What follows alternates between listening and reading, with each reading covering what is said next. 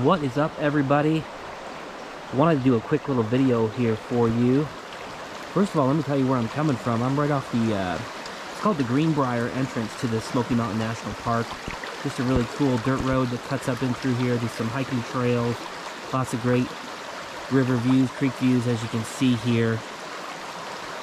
But I know a lot of you that come visit this area, this is the type of thing you're looking for. You're looking for spots like this to come and just you know, spend some peaceful time out in the Smoky Mountains, and this is definitely a great stop for that.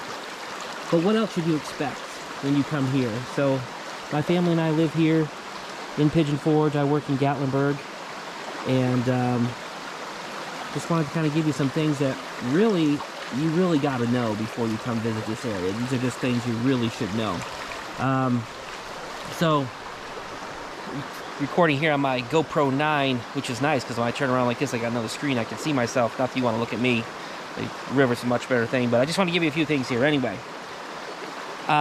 First and foremost, when you come to the area to visit Pigeon Forge and Gatlinburg, obviously they are two different places, two very different places, okay? I kind of describe it as like just a brief summary. Like, Pigeon Forge is for go, Gatlinburg is for slow. What I mean by that is Pigeon Forge, you're going to be running around, you're going to be going to the go-karts, you're going to be going to the island on the rides, you're going to be going to whatever different museums, dinner shows, and they have some of those things in Gatlinburg too. But in Pigeon Forge, you're really going to be running around a lot more, getting in the car, driving somewhere, driving to another location. You know, you might spend an hour and a half at Magic Quest, or another 30 minutes at the go-karts, or go spend a couple hours on the mountain coasters. So you're going to be going all over the place. Gatlinburg is much more a park and walk type of area. You're going to get here, you're going to park for the day, you're going to spend the day walking around the shops, leisurely strolling down the parkway. And like I said, there are some attractions, but most of the time, what you want to be doing in Gatlinburg is looking at the shops, going through an area called the Village, different things around. So it's just a very different vibe altogether. I sometimes describe it to my friends and families. It's like living in an amusement park.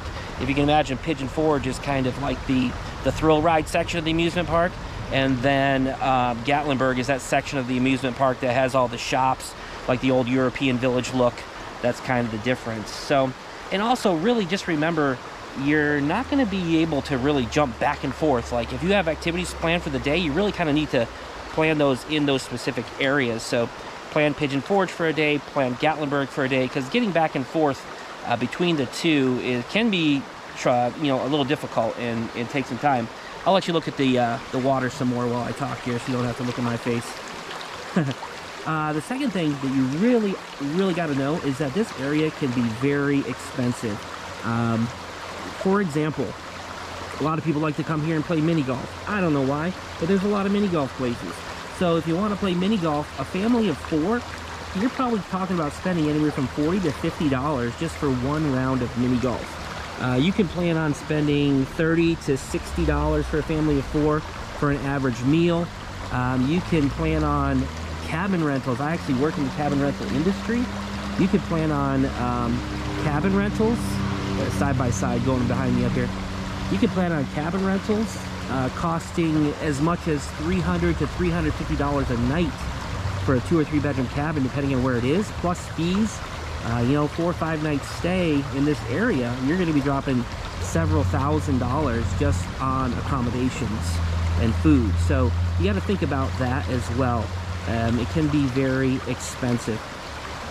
Parking, for the most part, in Pigeon Forge is free at most places, and then in Gatlinburg you can pay anywhere from $8 up to $20 to park, depending on where you're at in the time of year, how busy it is in the area. So definitely something to consider is how expensive it is in this area. The third thing that you really got to consider, this kind of goes along to transportation, what I was talking about earlier, is that you have to beware the Spur. What is the Spur? Okay, so let me just explain it to you real quick.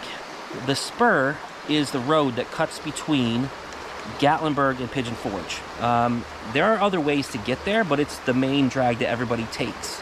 It is about 4 miles long, and depending on how much traffic and events and everything and time of day, you could get stuck in there for an hour or more, and there's no way out. You're stuck. You got a mountain on one side, and you've got a creek like this on the other side of you. So there's nowhere to go.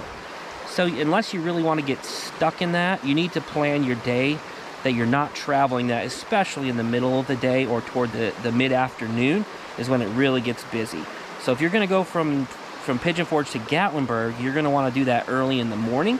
And if you're going to go from Gatlinburg to Pigeon Forge, you know, later afternoon could be a little bit better. It all depends. Just make sure you check the traffic, because that area that we call the Spur, it can be pretty bad.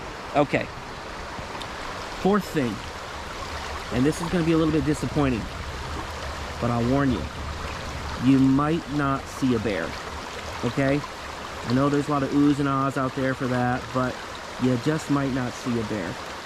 Yes, there are a lot of black bear in the Smoky Mountains. My family and I have lived here for several months now. We just moved to the area, but we don't have regular bear encounters. They're not just walking down the side of the road. They do become a nuisance sometimes and get into cabin areas, but that's not a good thing. It's not a good thing to have two several 100-pound black bear on your cabin patio. It sounds very exciting and very cool, but believe me, they're a nuisance and they can cause trouble. And even if you do see one, it's likely that you're going to see it from quite a distance away. If you do a drive like through Cades Cove, or you go somewhere else and you're looking for bear, if you do see one, it's probably going to be at a pretty significant distance. So just think about that. I know it's cool, and you probably, if you spend enough time and really just got to see a bear, chances are you can travel around enough and see one, but it's probably possible that you won't just randomly stumble upon one. So that's just something to know before you come here, because that's a lot of people's expectations. And the last thing, speaking of expectations, and I've got to tell you this one because, as I told you before, I actually work here in the cabin rental industry. That's what I do. And that is the expectations for the cabin rentals, okay? Listen to me, okay? I need you to pay attention to this. Cabins are not the Taj Mahal, okay? They are not perfect. They are not as pristine as you see in the pictures. These are log homes sitting in the Smoky Mountains, which is a very hot, humid area. They're in the middle of wildlife. They're up on the side of a mountain that is subject to wild animals and insects and everything else. And they've been there for many, many years. Some of them have been there for decades. So you've got to understand, when you walk into a cabin rental, yes, I understand that you paid several $100s a night for this Smoky Mountain experience, but that is the Smoky Mountain experience. The rustic cabin, the cabin in the woods, that is the experience. So yeah, some of the things are going to have some moss growing on the side of the deck, or the cabin may look and creak when you walk on the floorboards. The cabinets might not be up to date and all those sorts of things. But just know that to have realistic expectations, it's not going to be like a brand new 5-star hotel that you're walking into.